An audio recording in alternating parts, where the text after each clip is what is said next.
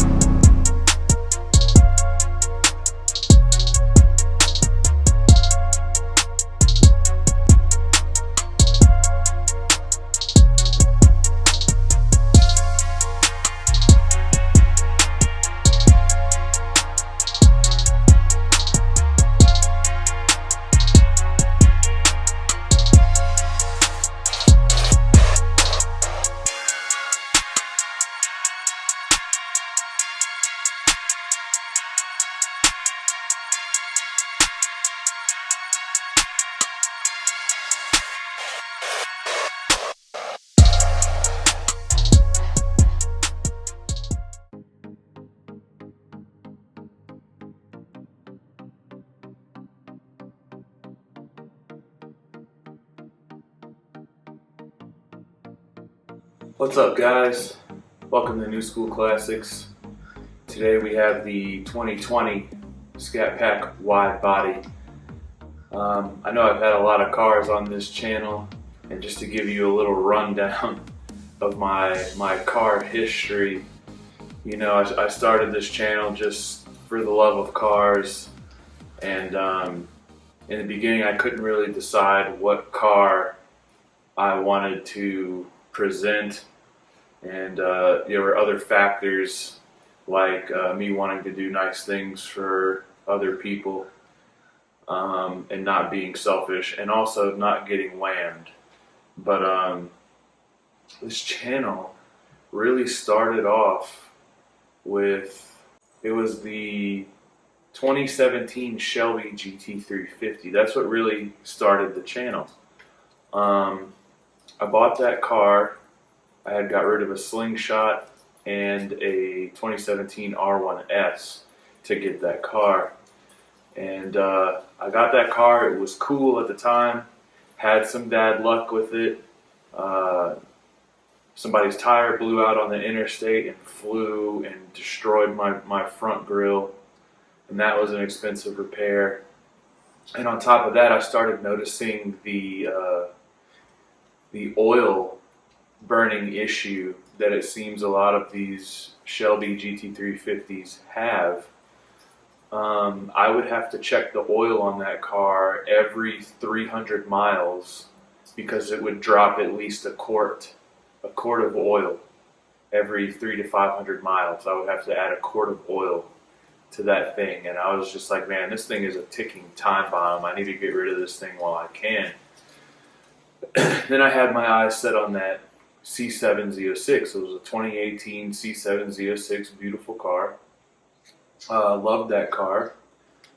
Didn't really have any bad luck with that. I did have one time where I messed up the splitter, but not a big deal. Other than that, I mean, I didn't have any problems with that car. I then got to a point where I wanted to get a house. I was tired of renting, and I decided to get rid of that car. And in the midst of everything, I also wanted to do something nice for my girlfriend, Danielle, who has always wanted just a simple Mustang GT S550 body style.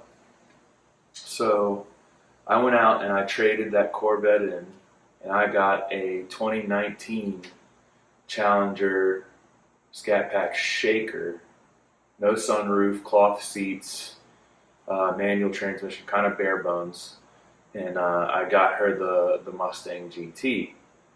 But then the house that I was going to buy kind of fell through, and then I was kind of stuck in a bad spot with the cars.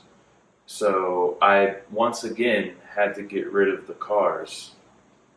So got rid of those cars, and then finally got the house that I'm in now, and which is great because this thing's paid for, you know. There's no mortgage. So I got that out of the way. And then I just went balls to the wall. I went nuts. I went and got it was a used 2018 Audi R8 RWS. You probably see it on my channel if you follow me. That car was great. That was my first supercar, and I was ecstatic to have that thing. But faster than you would believe, I had some of the most bad luck I've ever had with a car with that car. Right away, it needed tires and an alignment and a balance on the tires. That was over $3,000 just for the tires. A couple weeks after that, I accidentally backed into our daily driver out here, this Ford Focus. I was super excited about going to film some drone shots of the Audi R8 for a video. And I backed right into the Ford Focus and did about $9,000 worth of damage to my rear bumper, to which I made a claim via Allstate. Luckily, but my insurance deductibles were $2,000 for collision and comprehensive. I had $2,000 deductibles for both just to be able to afford the insurance payment. The insurance payment was like $740 a month just for insurance. So that happened, and then things kept happening. Got a huge rock chip on the windshield. I said, you know what, let me go see if I can get this repaired. And it was only about maybe, a dime size rock chip. I would have been able to live with it. But I figured, let me go, get some whatever glass epoxy filled in, some resin filled in the crack. So had a huge rock chip in the Audi R8 windshield. Went to go get some epoxy. The guy promised me, it would be no problem. And he breaks it. He completely shatters the windshield while he's trying to repair it. And I'm just like, man.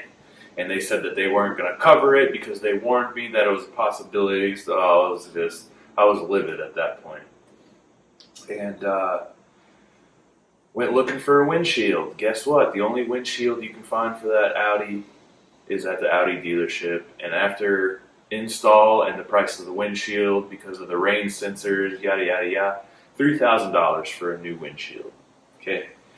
Not even a week or two later, right?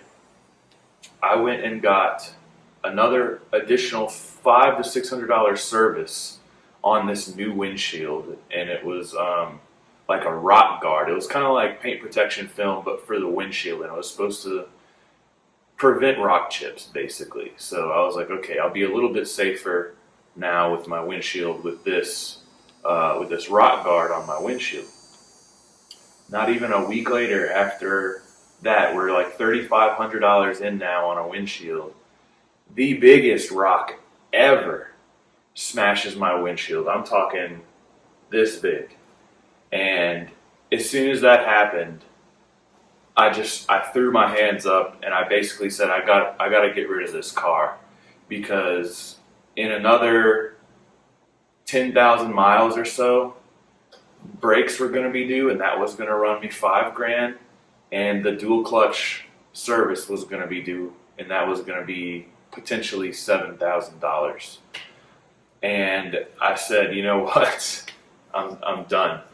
And I said, let me just get another Challenger Scat Pack and the Mustang GT back. So that's what I did. And I found the perfect dealership here in Georgia, a Dodge dealership way out in, I don't want to say like Noonan, Georgia. And they just so happen to have this brand new 2020 Widebody Scatpack along with a practically brand new 2020 Mustang GT, both manual transmissions.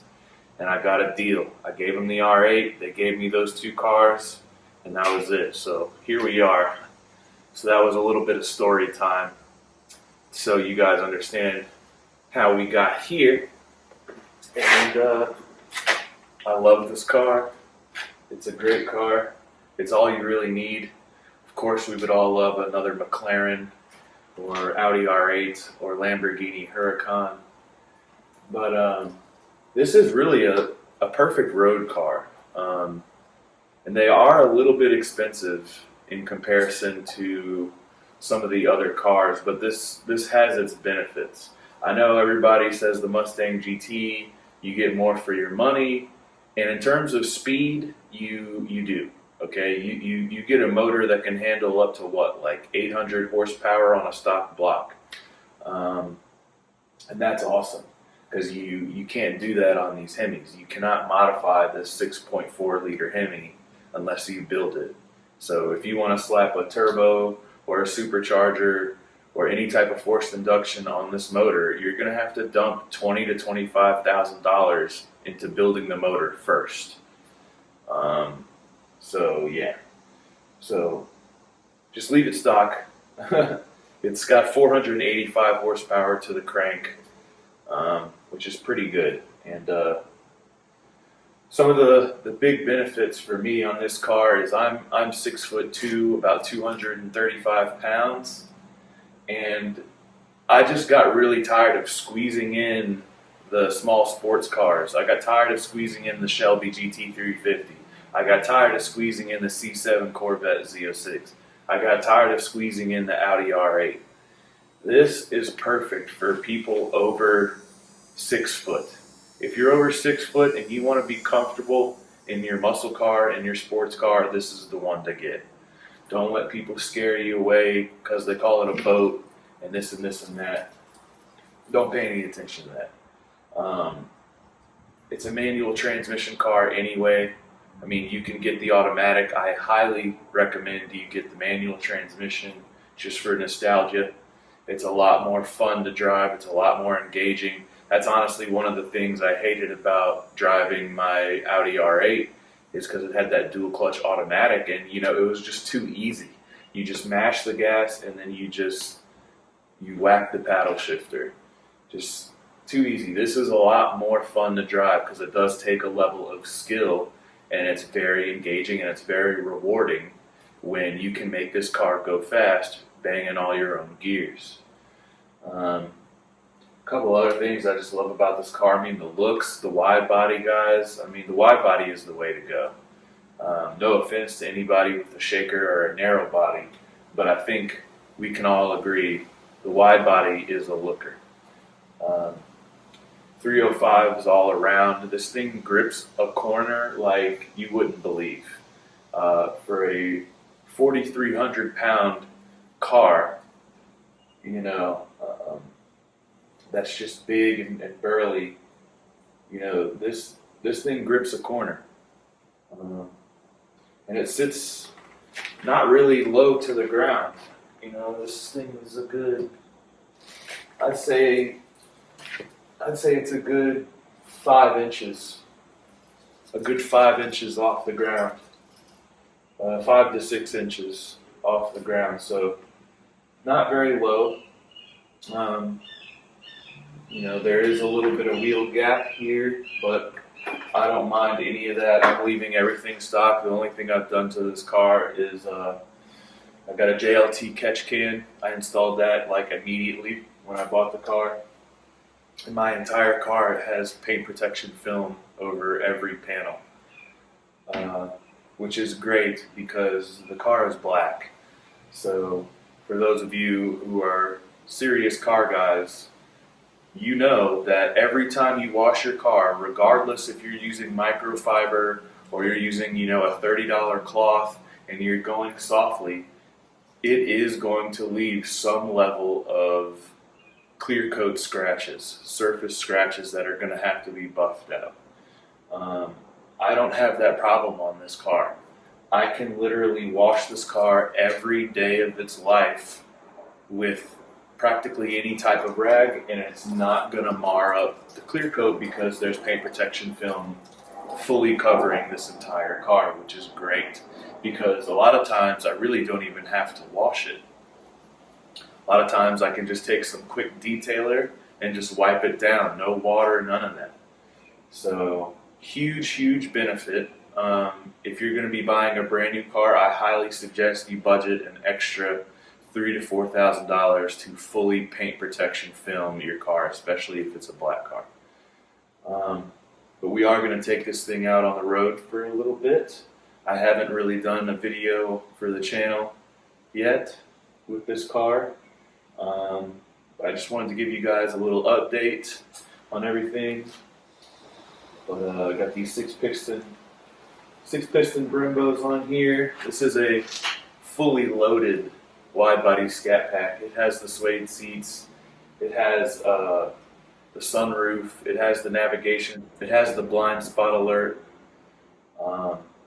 It has every package, technology group, everything. This is the fully loaded version, and I paid $60,000 for this new, about $59,000 plus tax for this brand new Scat Pack. Value on Kelley Blue Book still seems to be pretty good, even though no dealership is going to want to give you that on a trade-in. You might be lucky to see 46, 47 from a greedy dealership because they're all greedy. But Kelley Blue Book still values this car around 55, even with its current mileage and everything. And there's about a little over 8,000 miles on this car currently. I do have a collector's policy on this just to keep my rates low. I probably only pay about $1,200 annually for full coverage insurance on this car. You just can't put more than like 4,000 miles on it a year. So I don't drive it as a daily. I drive it pretty much strictly for YouTube and strictly for whenever I just feel like going to have a nice joyride. If I really need to do something, I'll take the daily or I'll take the R1, and I'll rack miles up on those. This is kind of like, the channel car. Even though this is the first video I'm doing with it. But yeah, guys, we're gonna do some driving with it now. Take it out on the road. It's a beautiful day, and I'm gonna get some cool shots for you guys. If you're not already subscribed, please consider subscribing. Let's take this thing out for a spin.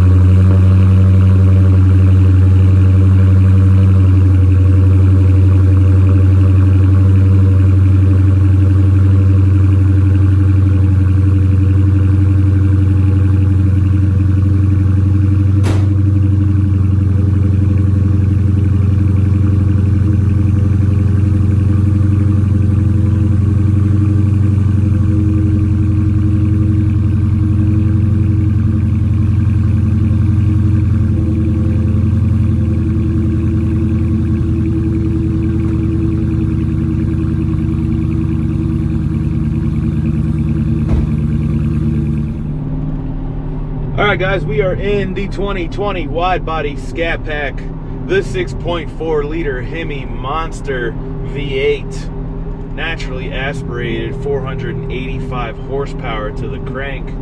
We are in the manual transmission version, the fully loaded version, the suede seats.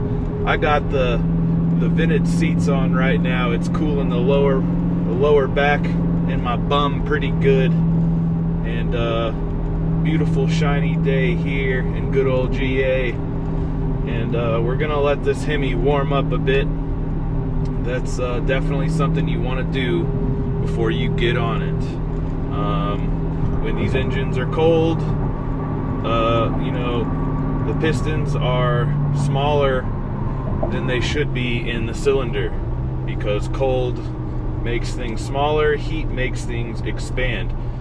So if you really ram the gas pedal in this car while the engine is cold, these cylinders are too big for the piston, so it could create some piston rattle, which is not good. You do not want your piston doing this in your engine. So to avoid that from happening, make sure it's at full operational temperature and get it going. Once it's at full operational temperature, your piston will match the cylinder wall how it's supposed to, and there will be no rattle. You don't want to damage your pistons. So always, I would say at least ride around in this thing for 5 to 10 minutes before you really give it the beans. That's just me.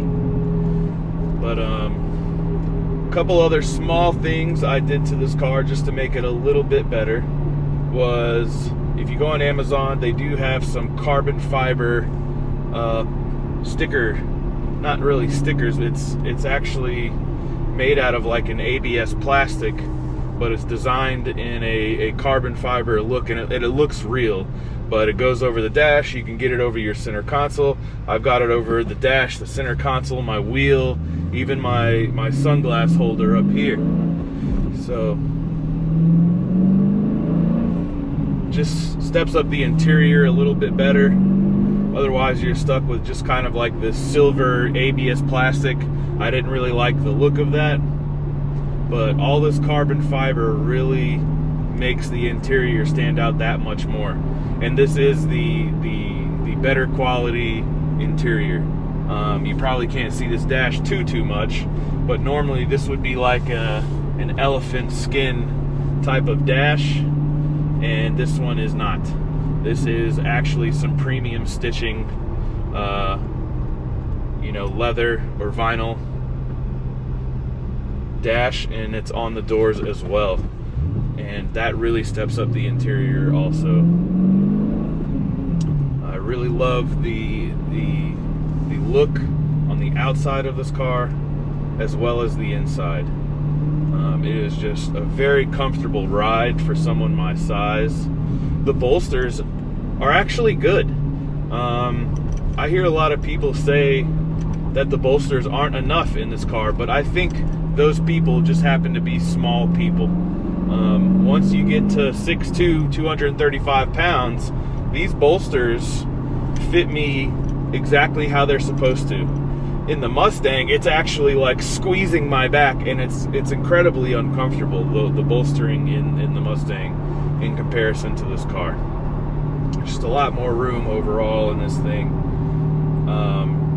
The way it handles the road is one of the best qualities of this car.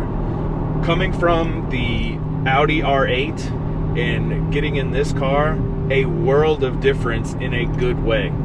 In that Audi R8, you have to go slow over every little bump and crack in the road. And when you do hit those bumps and cracks in the road in the Audi R8, you feel it. And it feels like you're doing damage to your suspension. It feels like you might be doing damage to your rims. It feels like you might blow a tire. And then you hop in this car, and this thing just absorbs every crack, bump, pothole in the road. Of course, you can't just bulldoze a 3 feet deep pothole in this car. I mean, let's be practical here. But in comparison to everything else, I mean, this thing is a road beast. This is a great daily driver. Now, while you can take this car on a track, it performs great on the street. And I think they designed it that way because I think they knew that people were going to be driving this car on the street, and a lot less people were going to be driving it on a track. So that's just kind of how it is. When you go supercar level like Audi R8, they know people are going to be driving on the street, but they also know you probably got deep pockets, and they're going to design the car for the track anyway. That way, you break it, and then you got to go get it repaired, and it keeps Audi in business. I respect Dodge. I have a lot of respect for Dodge because Dodge actually designs a very, very high-quality, road-worthy, daily driver vehicle, and that's this car. This car is perfect for the road. Road trip, doesn't matter. I mean, all the trunk space you got in this thing, you actually have a usable back seat for adults even. You can fit adults back there. I could fit back there. I mean, this is just the perfect muscle car in my opinion. The visibility is great, unlike the Camaro. Just the overall quality, I think, is better than Ford also.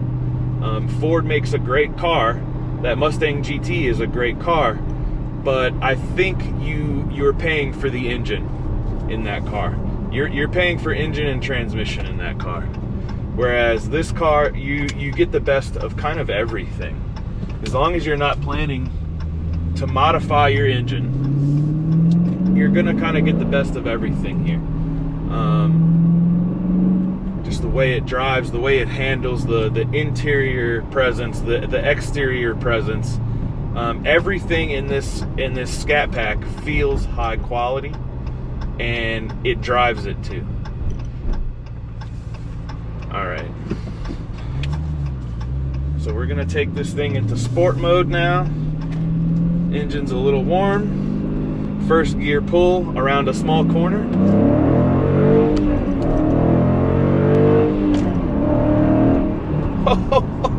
That was fast. That was very fast. And it just banging through those gears, man, it's just, there's nothing like it, you know. The Audi R8 was more about attention and having a V10, I think, whereas this car is pure enthusiast. I've always been an American muscle guy. Don't get me wrong, I love my supercars, but the cost to joy ratio is not there for me in the Audi R8. The cost to joy ratio in this wide body Scat Pack is 100% there, and I think some of you might agree, because we all can't afford to go to a track every day unless you have one in your backyard, which I doubt you do. So where do we enjoy our cars? On the road.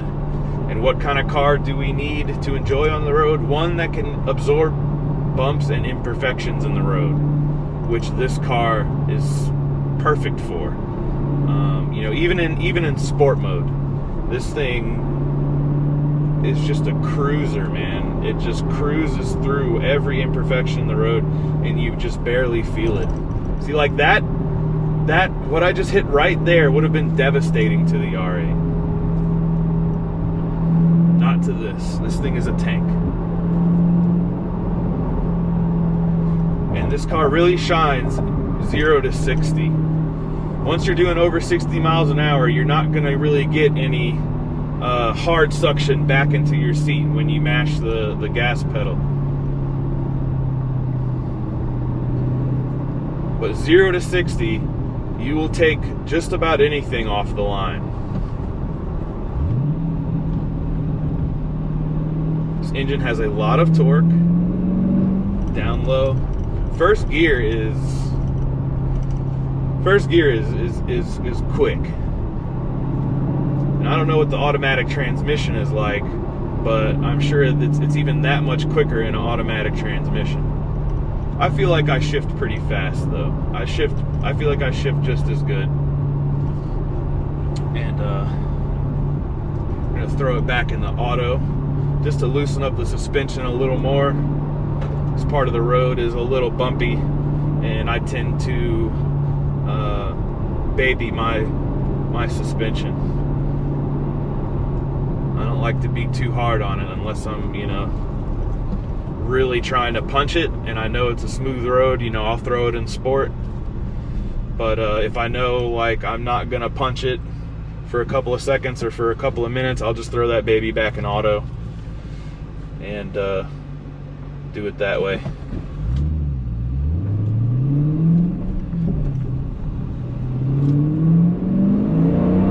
But even in auto, it's still a beast.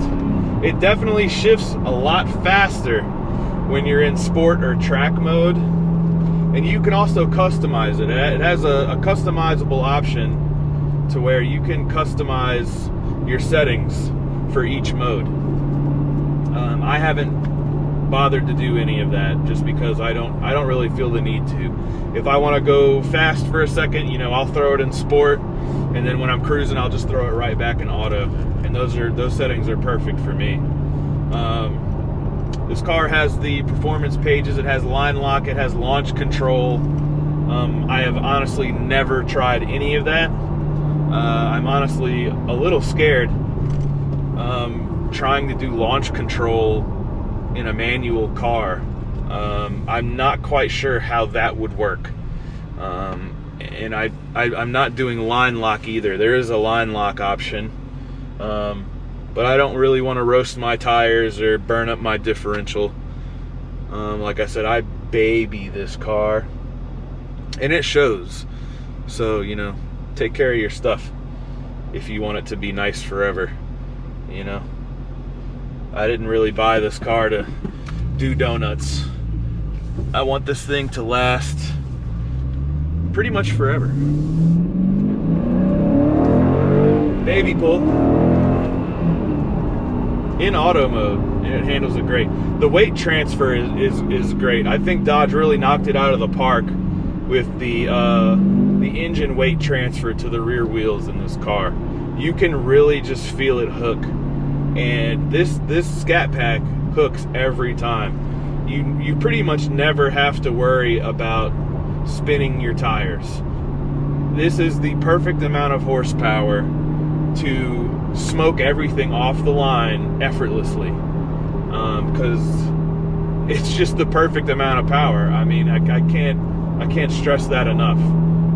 You know, you get in a Z06 and you try to hammer it in first gear, you're gonna be fishtailing really bad.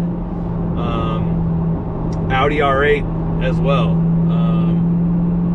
Well, I had the RWS, so that's why it would fishtail drive. The one I had was rear wheel drive, so I've never driven a Hellcat, but I know those tires spin when you try to smash it in first gear. This car, if you can just drive, you're gonna smoke pretty much everyone in this thing. And with this wide body package, it handles corners like a race car should. You honestly could track this car, no problem. I think this car was more designed for the track than the narrow body or than almost any other Dodge. Just a huge difference in traction and stability on the corners. And I really admire that about this car. And one of my favorite things to do after you smoke somebody, you roll down the window and you give them the old paddle. I do it just about every time. And you know, they really hate that. The sunroof is great.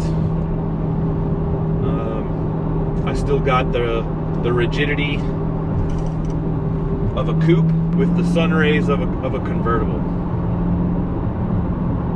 So I really enjoy that. I really enjoy the technology package that gives me the blind spot alert.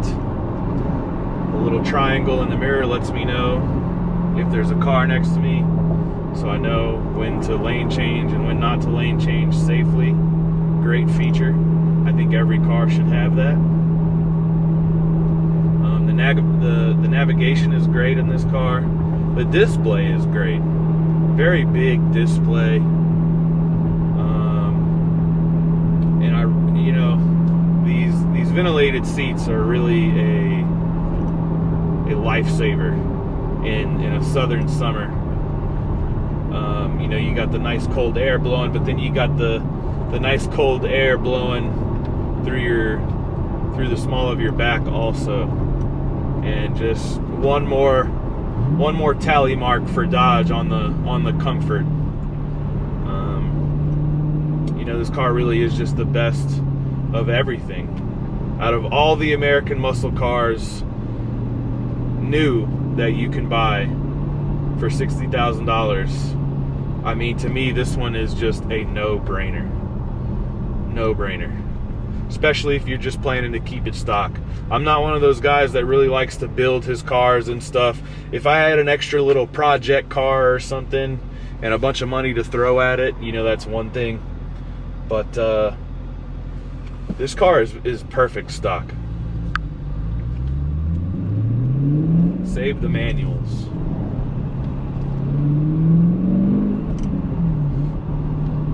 I'm sure this thing would sound beastly with the full exhaust. But you can hear the stock exhaust just fine. I mean, it's as loud as you really need it to be. I don't really need to like blow away my neighbors every time I start up the car. It's fun and all having a really loud car, but it's nice having that balance. It's really nice having the balance of I can still hear my beastly 6.4 Hemi, but I can also still hear my conversation with my passenger in the car. I can also still not wake up the entire neighborhood when I want to leave somewhere early in the morning. So yeah, I mean, what else can I say about this car? Gas mileage, not so great, but I mean, I think we all know that when you're buying a 6.4 liter Hemi V8. I mean, we can just see what my latest average MPG is here. Let's see. My average miles per gallon right now says 14.1 miles per gallon. Not very good, but there's worse. There's worse out there. I think that V10 and that Audi R8 got about 10 miles to the gallon. So yeah, 14.1. My best 0 to 60 time, my fourth mile, actually this is a fourth mile timer. So my best fourth mile I've ran in this car on the street is a 14.1 in a bone stock Scat Pack. That's pretty good. I do have the tire monitor gauges, which is great. You always want to make sure you got even pressure across all your tires, and you can easily check that with your digital dash.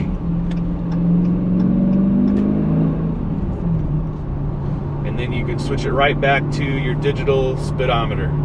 They do still have the analog gauges. You got your analog RPM gauge and an analog miles per hour gauge, and you know, you got your engine temperature and your gas gauge. It's got a compass in the top left corner. It's got the outside temperature on the top right corner. And you can even set things like a speed warning. I have a speed warning set on mine. It beeps at me if I go over 79 miles per hour, in case I'm caught up in doing something and I don't realize I'm going 79 miles per hour. This will beep at me and kind of, I'll be like, oh yeah, whoa, I'm doing 79, let me slow down. So another pretty cool feature of this car. Another thing I've learned about this car is the oil changes are super easy.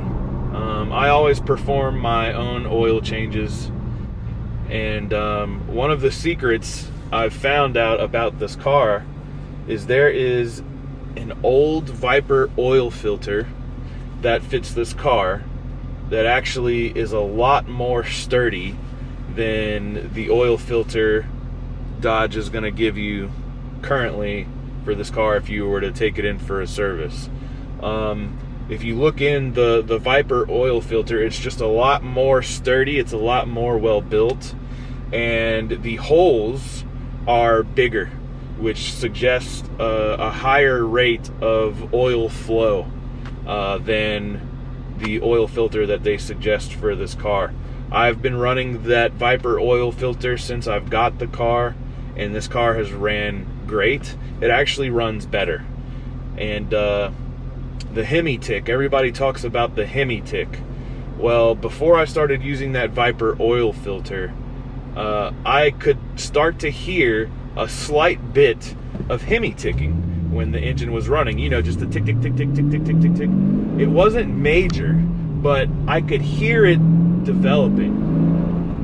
And that's when I started doing some research, and I found out about the Viper filter. And when I switched over to the Viper filter, it eliminated the Hemi tick sound. Eliminated it. May not even have anything to do with it. Maybe it's just a coincidence. But that was just my findings. And, you know, ever since then, you know, I stuck with the Viper filter. I've done enough research to where clearly it's just a better filter. I don't know why Dodge just doesn't put that one on there. I don't know, Dodge, if you're out there, let me know why you guys don't want to run the Viper filter on these Scat Packs as a suggestion, because they seem to work a lot better than what you guys are telling us to slap on here. So that's that. I'm just gonna come over here, see if we can get some cool B-roll shots of the outside.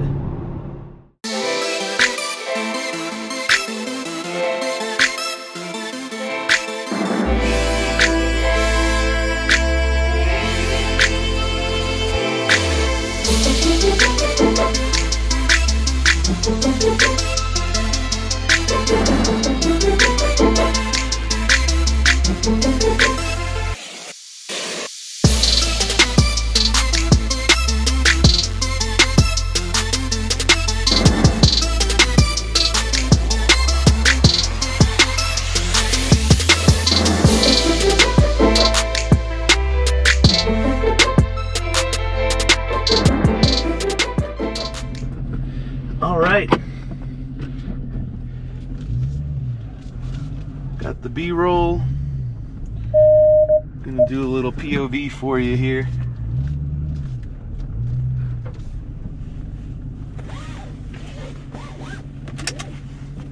Get this AC back on. Oops. And the ventilated seats.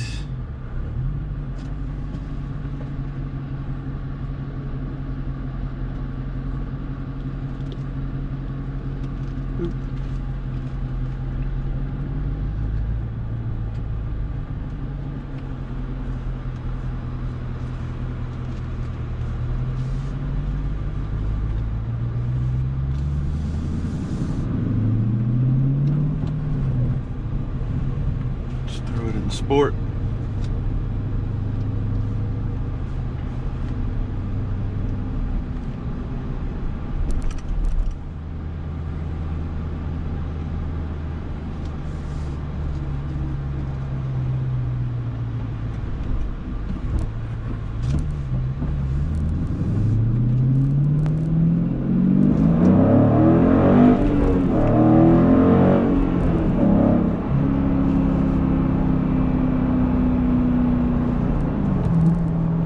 And guess what? We need some gas. Got about a quarter of a tank left. Go ahead and fill her up while we're out. Also, one more thing you can upgrade on this Scat Pack that I forgot to mention. You can also buy a locking gas cap. I forgot the name of the company, but I'm sure if you just search, you know, the year of your Challenger or Charger and search locking gas cap after that, you'll be able to find what I'm talking about, because these cars do come stock with just a, you know, anybody can lift open gas cap and unscrew, which I don't like, just because you never know when somebody's gonna want to do something malicious to your car. You know, there's those people out there that are mad about the car that you got, or whatever the case may be, cheated on your girlfriend, I don't know. But definitely make sure to get that locking gas cap. Faux show. Because now nobody can pour Drano or sugar in my gas tank. So that's always good. I feel confident that no one will also siphon my gas. You know, in these hard times, you know, we're paying $3.80 a gallon for premium gas. You don't want anybody siphoning your gas out because they can't afford the gas to put in their sports car.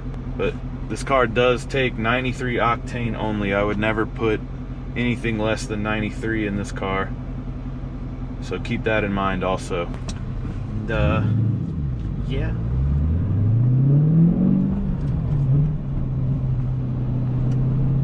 let's do a little second gear pull here when I get the shot. My blind spot alert is on, so this truck is not going to let me do it.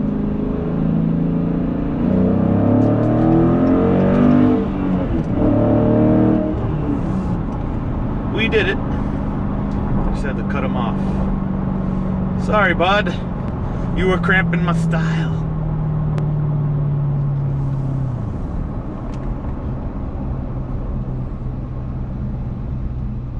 We are still in sport mode. We'll get a nice 0 to 60 here.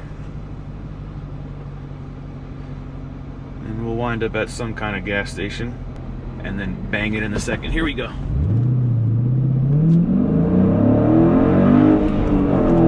Whoop. Tires got squirrely. Watch out, vehicle on shoulder ahead.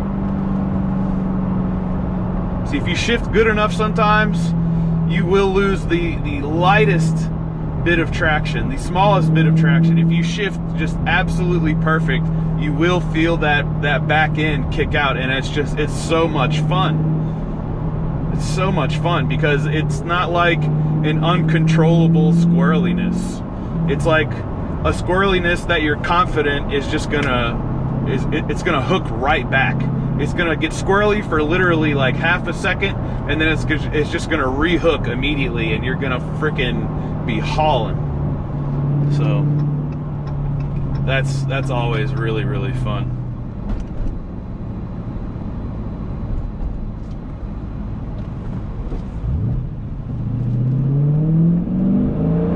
Second gear pull.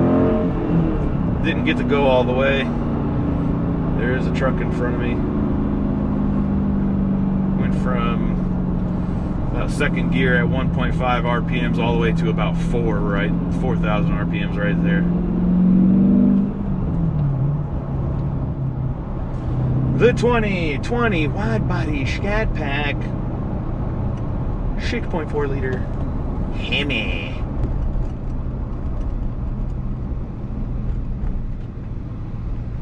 You know, I was never really much of a Dodge guy until I hopped in one. Once you understand the true American muscle spirit of a Dodge by driving one, you're not really gonna get it, you know? All right, guys, thanks for watching. Battery died on the GoPro.